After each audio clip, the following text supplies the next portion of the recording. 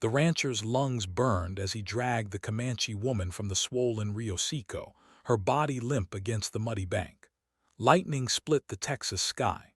Rain hammered the earth like bullets. Zeke Thornfield pressed his palms against her chest. Water poured from her lips. Her dark hair spread across the clay like spilled ink. She gasped. Her eyes opened. Black as midnight, sharp as obsidian. They fixed on his face with an intensity that made his breath catch. She spoke words he couldn't understand. Comanche words that sounded like prayers or curses. Her fingers gripped his wrist. Then she was gone, vanishing into the storm like smoke. Zeke knelt alone on the riverbank. The rain washed her footprints away. Hours passed.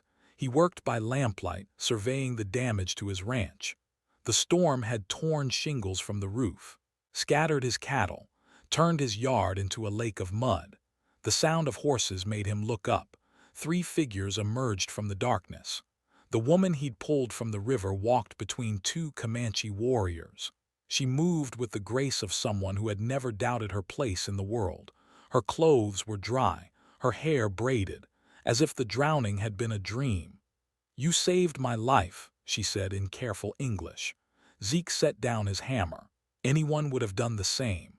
"No, you did." She stepped closer. The warriors flanked her like shadows. "I am Ayana Windwalker, daughter of Thunder Bear." The name hit him like a physical blow. Thunder Bear was war chief of the southern Comanche. His raids had left settlements burning from here to San Antonio. "By your law and mine, you have bound our spirits," Ayana continued. "I have until dawn to claim you as husband, or the debt becomes blood between our peoples." Zeke's world tilted. "That's not how things work here. It is how they work now." The larger warrior shifted his weight. His hand rested on his tomahawk, not threatening, just present. "I don't understand," Zeke said. "You pulled me from the water, breathed life back into my body. This creates sacred obligation." Yana's voice carried the weight of ancient law. "I can take you as husband before sunrise, or my father must avenge my honor with your blood." The wind picked up. It carried the scent of sage and distant fires. "Why would you want to marry a stranger?" Her laugh was bitter as winter grass. "One has nothing to do with survival." She moved to his porch, touched the rough wood with fingers that had never known soft work. 3 armies gather in this valley: American settlers from the east, Mexican cavalry from the south, Comanche warriors from the north. All believe this land belongs to them. "What does that have to do with us?" "Everything." She turned to face him. "I have spent 2 years moving between these forces, speaking their languages, learning their fears, building trust grain by grain." The admission hung in the air like smoke. "You're a spy." "I am a bridge." Her eyes flashed. "One that Mexican soldiers tried to burn tonight. They discovered my diplomatic papers, chased me to the river." Understanding hit him. "You didn't fall in by accident." "I jumped. Better to drown than hang as a traitor." She stepped closer. "But you changed that, pulled me back from the water, from death. By Comanche law, my life belongs to you now." The larger warrior spoke in rapid Comanche. Yana nodded. "Dawn comes in 3 hours," she said. "Choose quickly." Zeke looked at his failing ranch, at the storm damage he couldn't afford to repair, at cattle scattered across flooded pastures. He was barely keeping his head above water himself. "What happens if I say no?" "My father rides with 50 warriors. They wait in the hills. If sunrise comes and you have not claimed me, they will assume you rejected my honor. Blood will answer blood. And if I say yes, your neighbors will call you traitor. My people will question your worthiness. The Mexicans will see our union as an act of war." She smiled without humor. "But we might live long enough to regret it." Thunder rolled across the valley. In the distance, coyotes howled. Zeke thought of Colt Brennigan and the other ranchers, how they already whispered about his cattle sales to Mexican traders, how Sarah McAllister looked at his land with hungry eyes every time her late husband's debts came up. He thought of the Comanche raids, the burned settlements, the families that never made it through winter because their crops were ash. He thought of this woman who moved between worlds like a ghost, who spoke of armies and treaties and bridges. There's something else, Iana said quietly, something I haven't told you. She reached into her leather pouch, withdrew a folded paper bearing official seals. I carry documents, letters of safe passage, trade agreements, territorial maps. She held his gaze.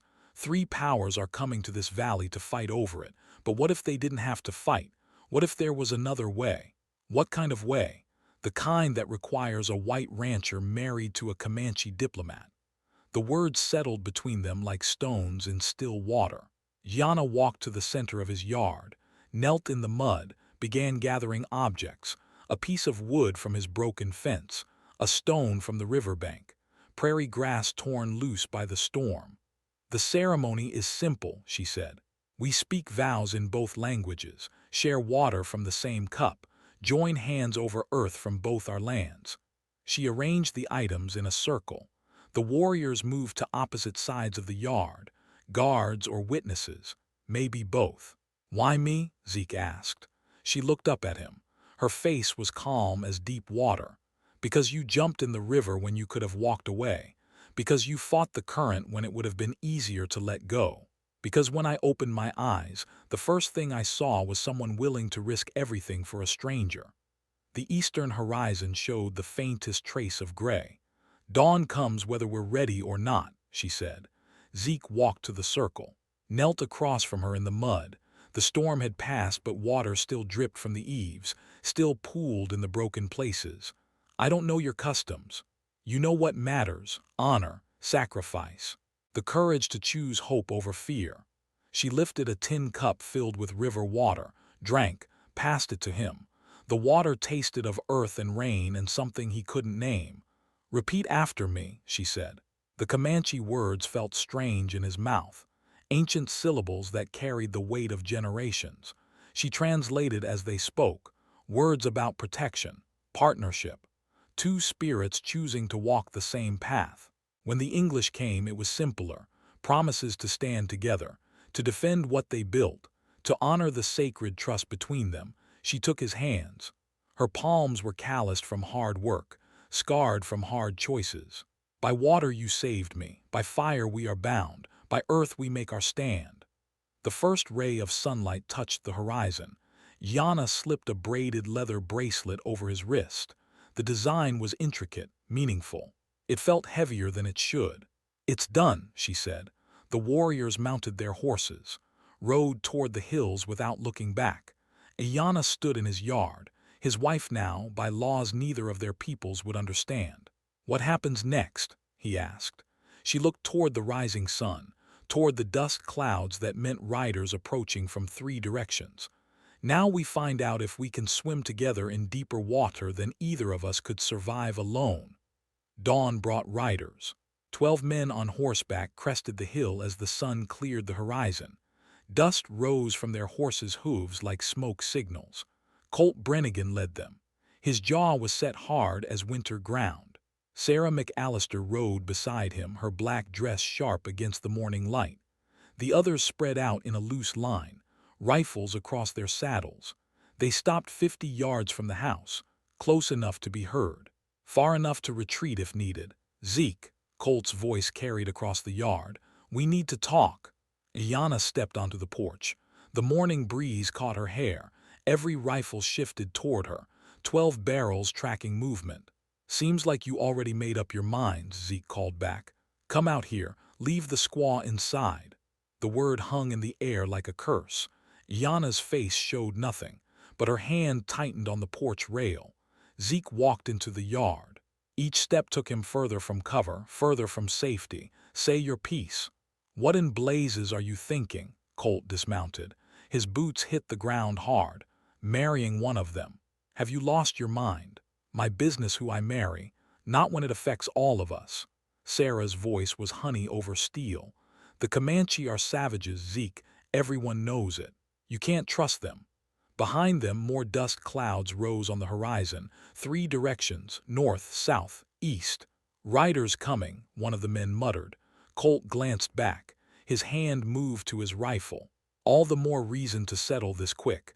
Renounce the marriage, send her back to her people before this gets out of hand. Can't do that. Why not? Zeke looked at Ayana. She stood motionless on the porch, watching, listening, reading the wind, because I gave my word. Your word, Sarah laughed, bitter as burnt coffee, to a heathen who doesn't understand Christian marriage, who probably has 3 other husbands back in her tribe. Jana spoke for the first time. I understand more than you know. Her English was perfect, educated. It stopped the laughter cold. She walked down from the porch. 12 rifles tracked her movement. She ignored them all. You think I'm a savage because I was born Comanche, but I speak 4 languages, read 3 alphabets, know the laws of Mexico, America, and 5 tribal nations. She stopped beside Zeke, close enough to touch. What do you know besides fear? The silence stretched thin as wire. From the north, Comanche riders appeared on the ridgeline, wore paint and feathers, lances that caught the morning sun. From the south, Mexican cavalry in blue uniforms, sabers and muskets, the flag of Mexico snapping in the breeze. From the east, more American settlers, families in wagons, men with long rifles and longer memories. Sweet Jesus, Colt whispered. It's a trap, no trap. Yana's voice was steady as stone, just the future arriving all at once. The Mexican cavalry rode closer. Their captain wore polished brass buttons, ribbons from old campaigns. He raised his hand and his men stopped. Senora Windwalker, he called, I am Captain Rodriguez. You are wanted for questioning. On what charges? Theft of military documents, espionage, inciting rebellion among the tribes. Yana didn't flinch. I have diplomatic immunity. Not anymore. Rodriguez produced a rolled paper, official seals, government stamps. Your credentials have been revoked. By order of General Santa Anna himself. The Comanche on the ridge began to move. Slow descent toward the valley floor. War ponies stepping careful through the rocks. This is getting bad fast, one of the settlers muttered. Sarah McAllister urged her horse forward. Captain Rodriguez, I represent certain business interests from back east. Perhaps we can reach an understanding. What kind of understanding? The kind that benefits everyone. Her smile was sharp as a blade. This land is valuable, rich soil, good water, close to trade routes. My associates would pay handsomely for clear title. And these people? Obstacles, nothing more. The words fell into silence. Even the wind seemed to pause. Zeke felt something shift inside him. A door closing, another opening. You've been playing all sides, he said to Sarah, haven't you? Business is business. Selling information, stirring up trouble. So your eastern friends could buy cheap land after we killed each other off. Sarah's mask slipped, just for a moment, long enough to show the hunger underneath. You're a fool, Zeke. This land is worth more than you can imagine. Railroad money, oil money, development money. I tried to do this the easy way. What's the hard way? She looked at the 3 armies converging on the valley. Whatever it takes. The Comanche riders reached the valley floor. Their leader was massive. War paint covered half his face. Eagle feathers marked his status. Thunder Bear, Yana's father, he rode straight toward them. No hesitation, no fear. The other tribes fell in behind him. Now we're all going to die, Colt said. But Thunder Bear stopped his horse 20 feet away, dismounted, walked forward with empty hands. He spoke in Comanche, rapid words that sounded like commands. Yana answered. Her voice carried respect but not submission. Father and daughter, chief and diplomat. The conversation stretched out. Other riders shifted in their saddles. Hands moved closer to weapons. Finally, Thunder Bear nodded. He looked at Zeke with eyes that had seen too much war. You claim my daughter as wife. I do.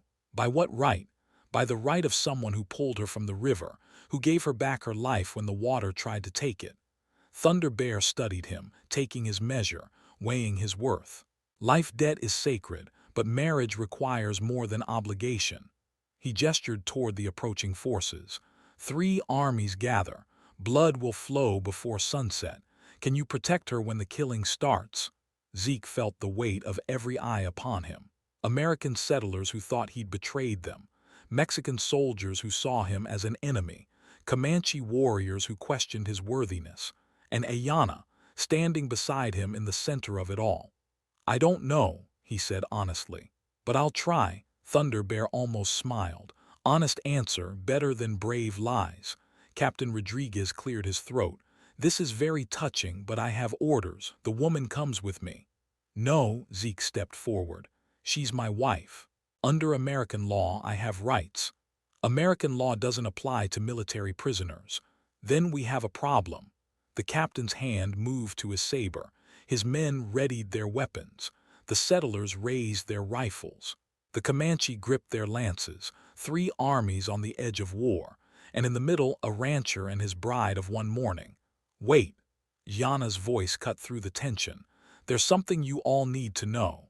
She reached into her leather pouch, withdrew papers, documents bearing official seals from 3 different governments. I didn't steal military secrets, I carry them legally. Letters of transit, trade agreements, territorial maps approved by officials in Mexico City, Washington, and tribal councils from here to the Red River. She held up one document. The morning sun made the gold seal shimmer. For 2 years I've been working to prevent this war, moving between your peoples, building trust, laying groundwork for peace. Rodriguez leaned forward in his saddle. What kind of peace?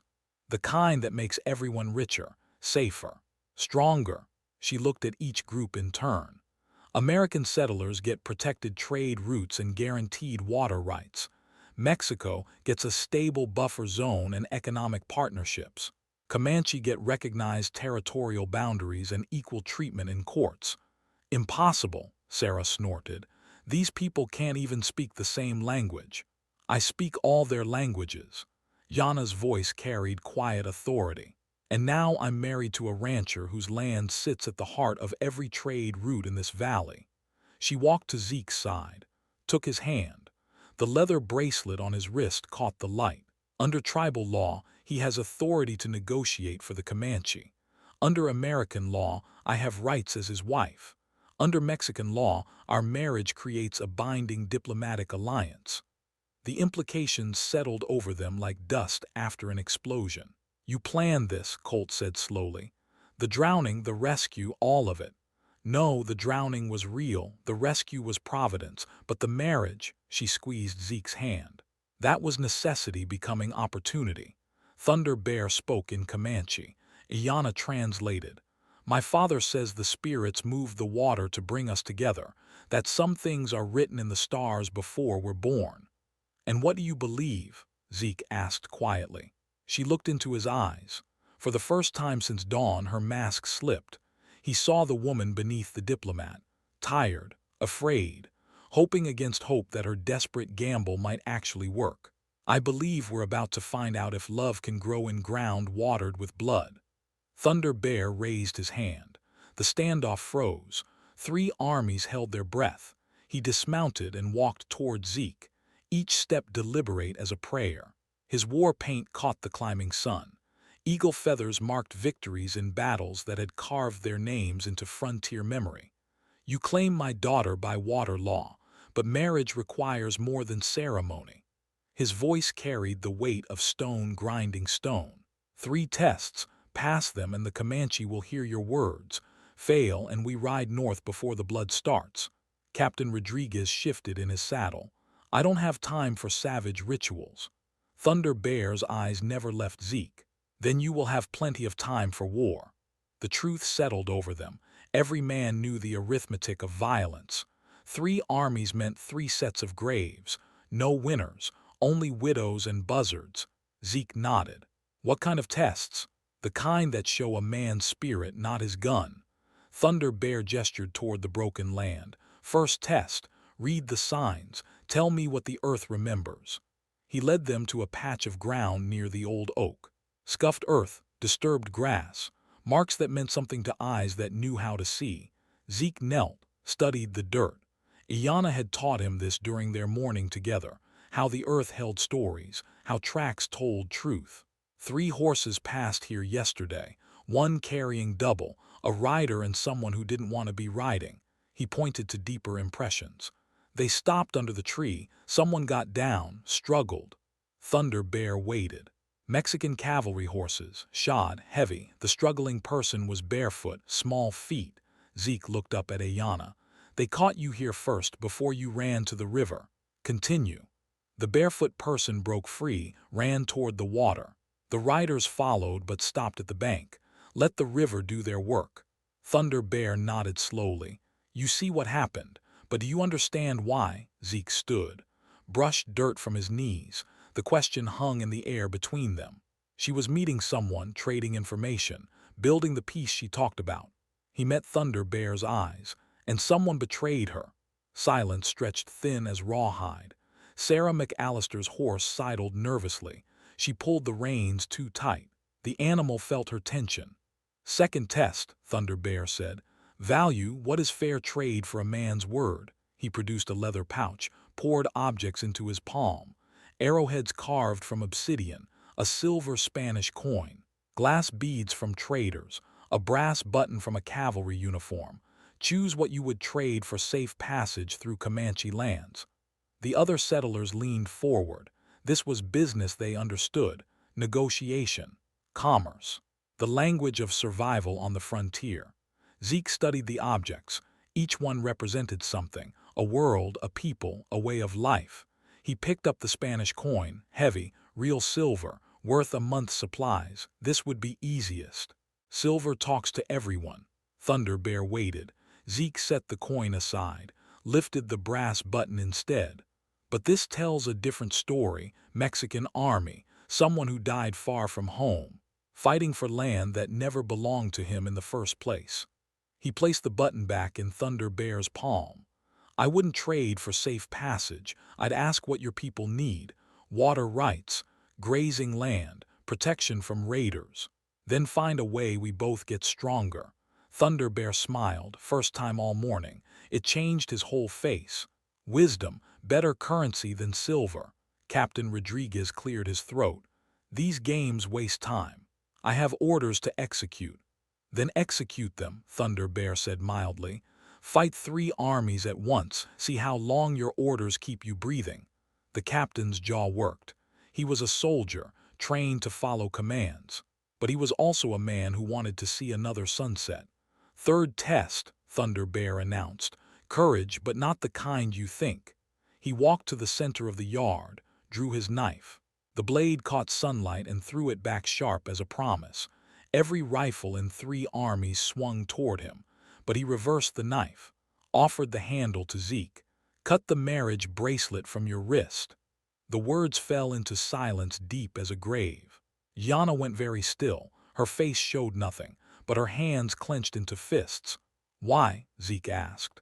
Because real courage isn't taking what you want, it's giving up what you need. Thunder Bear's voice was soft as wind through grass. Cut the bracelet, walk away from my daughter. Live your life as a white rancher in a white world. No one can fault you for choosing safety. Zeke took the knife. The handle was warm from Thunder Bear's grip, worn smooth by years of use. He looked at the bracelet on his wrist. Leather stained dark with river water and morning dew. The pattern meant something in a language he was still learning. Around them, 3 armies waited. Sarah McAllister leaned forward in her saddle. Captain Rodriguez readied his men. Colt Brennigan held his rifle loose but ready, all of them expecting him to cut the cord. Return to the world they understood. Zeke reversed the knife, handed it back handle first. Keep your blade. I'll keep my wife. Thunder Bear took the knife without looking at it. His eyes stayed on Zeke's face, even if it means war, even if it means hope. The silence that followed was different, heavier, charged with possibility instead of threat. Thunder Bear sheathed his knife, turned to face the assembled forces. My son speaks wisdom. We will listen to his proposal. Your son? Captain Rodriguez looked confused. He married my daughter, passed the tests, chose her over safety. Thunder Bear's voice carried new respect. By Comanche law, he is family. His words carry the weight of the tribe. Yana stepped forward. For the first time since dawn, she smiled. Real warmth instead of diplomatic courtesy. There's something else you should know. She walked to Zeke's house, returned with papers from his father's old desk, documents yellowed with age, legal seals cracked but still readable. While you were taking the tests, I was reading through your land deed. She held up the papers. This ranch sits on ground that was traditionally neutral territory, a meeting place where different tribes came to trade. Captain Rodriguez dismounted, studied the documents. His face changed as he read. This is interesting. More than interesting, Iana said. The original deed includes a clause recognizing indigenous treaty rights. Any agreements made on this land carry legal weight under American, Mexican, and tribal law. The implications hit them one by one. Sarah McAllister's face went white. Colt Brennigan lowered his rifle. Thunder Bear nodded slowly. Your marriage isn't just personal, Iana continued. It creates a legal framework for negotiation between all three powers. You planned this, Sarah said. Her voice was tight as barbed wire. Somehow you knew about the deed. I suspected, but I wasn't certain until this morning. Iana looked at Zeke. Sometimes the spirits provide what we need exactly when we need it. Captain Rodriguez folded the papers carefully. These documents would need verification, review by legal authorities. Of course. Iana's smile was sharp as winter. I have contacts in Mexico City, Washington, Santa Fe, people who understand the value of peace over war. What kind of peace? Colt asked. His rifle was completely lowered now, curiosity replacing hostility. The profitable kind. Iana gestured toward the valley. Trade routes protected by all three armies instead of raided by all three armies. Shared water rights. Joint grazing lands. Cooperative law enforcement. She walked to the center of the yard. Three armies surrounded her, but she showed no fear. Everyone gets what they really want. Americans get safety and prosperity. Mexicans get stability and buffer zones. Comanche get recognition and respect. And you get what? Sarah demanded. Iana looked at Zeke, her husband of one morning, her partner in an impossible gamble. I get a chance to build something new instead of watching everything burn. Thunder Bear spoke in Comanche. Iana translated. My father says the old ways are ending whether we fight or not. The question is whether something better takes their place. Captain Rodriguez studied the assembled forces, ran calculations in his head, weighed orders against reality. I would need guarantees, written agreements, binding contracts, of course, and authority from my superiors, which I can help arrange. Iana's diplomatic mask was back in place, professional, competent. But first we need agreement in principle. Are you willing to try peace before we resort to war? The captain looked at his men, young soldiers far from home, fighting for land they'd never seen before yesterday. In principle. Yes, Colt spoke for the settlers. We'd need protections, rights, equal treatment under whatever law you create. Absolutely. Thunder Bear nodded once. The gesture carried the weight of his entire tribe. Then we have until sunset, Iana said. 6 hours to write an agreement that's kept the peace for generations, or 6 hours before everyone starts shooting. She took Zeke's hand, the leather bracelet pressed between their palms. Think it's possible? He looked at the three armies, at the broken land that had seen too much blood, at the woman who'd risked everything on the chance that strangers could become family. Ask me at sunset. They built the fire as the sun reached its peak. Three armies made camp in a rough circle around Zeke's ranch, close enough to hear each other, far enough to retreat if words turned to bullets. Iana spread papers across a makeshift table, maps, trade agreements, letters bearing official seals, the framework of peace written in 3 languages. Water rights first, she said. Everything else flows from that. Captain Rodriguez studied the territorial boundaries. His finger traced the Rio Seco from source to mouth. Mexico claims everything south of the river, by treaty with Spain. Spain never owned what they couldn't hold, Thunder Bear replied. Comanche have watered horses here since before your grandfathers were born. And American settlers have legal deeds, Colt added. Bought and paid for. The argument was old as the land itself. Blood had been spilled over smaller disagreements. Zeke looked at his failing ranch, at cattle scattered by the storm, at fields that needed seed and rain and hope. What if nobody owns the water? He said quietly. Three sets of eyes turned toward him. River doesn't care about our papers, flows where it wants, waters what it touches. He stood and walked to the window. Maybe we're asking the wrong question. What's the right question? Rodriguez asked. How do we all get enough? Yana smiled. First genuine expression since the negotiations began. She understood where he was heading. Shared access, she said. Regulated usage, joint management. Impossible, Sarah McAllister interjected from her seat near the door. You can't have three different groups controlling the same resource. Why not? The question hung in the air. Simple words that challenged everything they thought they knew about ownership and control. Thunder Bear spoke in Comanche. Iana translated. My father says the river belongs to itself. We just borrow what we need. Pretty words, Sarah snorted. But who enforces the borrowing? Who decides how much is enough? We do. Zeke turned back to face the room. Together, joint council. Representatives from all three groups. And when they disagree, then they keep talking until they don't. Sarah laughed without humor. You're dreaming. These people will be at each other's throats within a month. Maybe. Or maybe they'll be too busy getting rich to fight. That stopped the laughter.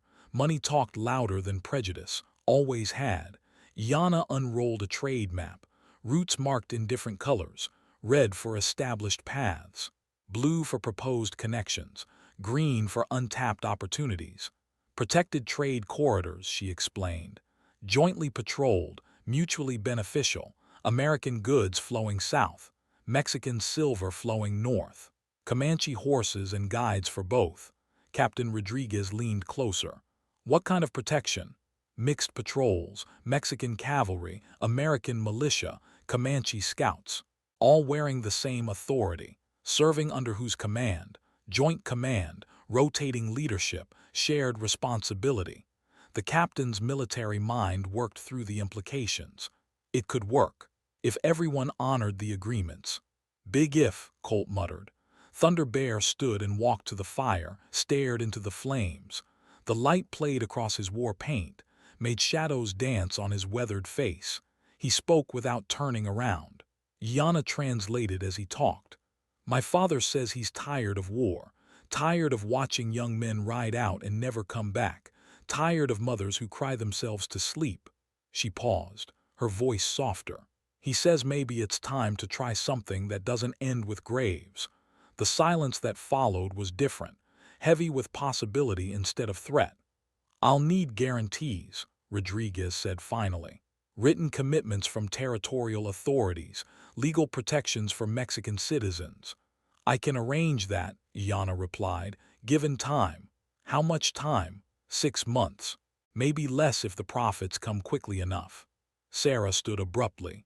Her chair scraped against the floor. This is madness. You're talking about overturning the natural order of things. Americans belong with Americans. Mexicans with Mexicans. Indians with Indians. Says who? Zeke asked. Says God, says nature, says common sense. Or says fear. Yana's voice was quiet as winter snow. Fear of losing what we never really had. Fear of sharing what there's plenty of for everyone. You don't understand. Sarah's mask was slipping again, desperation showing through the cracks. My investors have already committed funds. Surveys have been done. Plans have been made. What kind of plans? Sarah looked toward the door, calculating distance, weighing options. The kind that don't include treaties with savages or partnerships with greasers. The words fell into silence thick as grave dirt. Thunder Bear turned from the fire. His hand moved to his knife. Not threatening, just present, Captain Rodriguez stood slowly. I think, Senora, you have said enough. Have I? Sarah's voice rose. You're all fools if you think this peace will last. Blood will tell, it always does. White blood, red blood, brown blood, they don't mix. Never have, never will. Then why are you here? Zeke asked quietly. To clean up the mess, to salvage what can be salvaged, to protect the interests of people who matter. And who decides who matters? Sarah looked at him with something approaching pity. Money decides, power decides. The strong survive and the weak get buried. She walked to the door, paused with her hand on the frame. I tried to do this the easy way, Peaceful acquisition after natural conflict resolved the indigenous problem, but you forced my hand. What are you talking about? Federal marshals. 3 days ride south. Already notified about the insurgency brewing in Rio Seco Valley, about the illegal assembly of armed forces, about the threat to territorial stability. The implications hit them one by one. Federal intervention meant martial law, meant the end of any negotiation. You set this up, Iana said. All of it, the betrayal to the Mexicans, the panic among the settlers, the convergence of 3 armies. I created an opportunity. Nothing more, Sarah smiled. When the marshals arrive, they'll find evidence of a rebellion that needed to be put down. Unfortunately, the rebels will resist arrest. Unfortunately, that resistance will require significant force to overcome. And afterward, the land will be available for purchase by stable, reliable American citizens, people who understand the proper order of things. She opened the door. Afternoon sunlight poured in. Long shadows stretched across the floor. You have maybe 2 hours before they arrive. I'd suggest you use that time to say goodbye. She was gone before anyone could react. Thunder Bear spoke in rapid Comanche. His warriors began checking their weapons. Captain Rodriguez shouted orders in Spanish. His cavalry mounted and formed ranks. Colt Brennigan grabbed his rifle. Federal marshals, that changes everything. The fragile peace shattered. 3 armies preparing for war they'd tried so hard to avoid. Yana stood in the center of the chaos.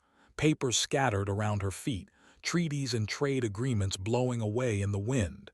Zeke took her hand, the leather bracelet pressed between their palms. "We tried," he said.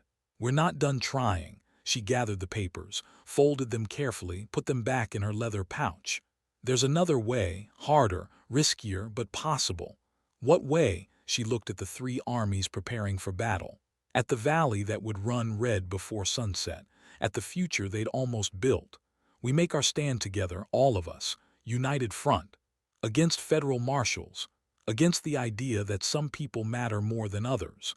Her eyes blazed with quiet fire. "Against the belief that peace is impossible and war is natural." Thunder Bear approached. His war paint was fresh, his weapons ready. "My daughter speaks wisdom," he said in careful English. "Better to die for something than live for nothing." Captain Rodriguez nodded grimly. "My men are tired of taking orders from men who have never seen battle, who profit from wars they'll never fight."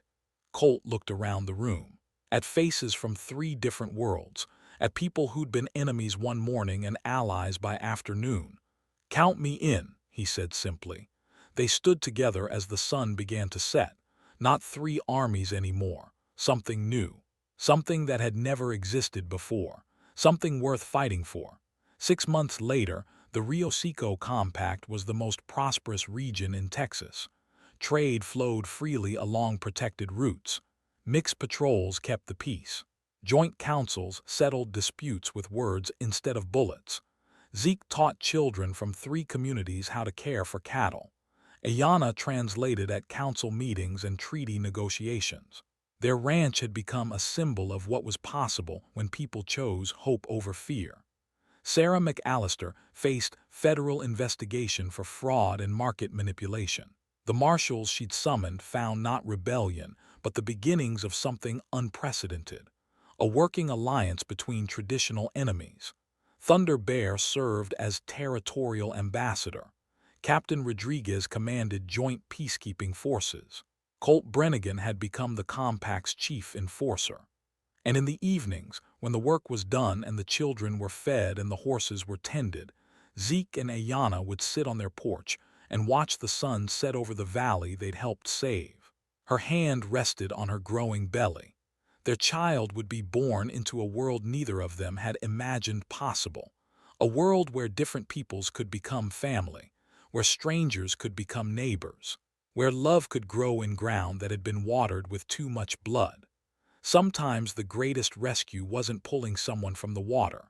Sometimes it was learning to swim together in currents too deep and strong for anyone to navigate alone. And that is all to the story for now.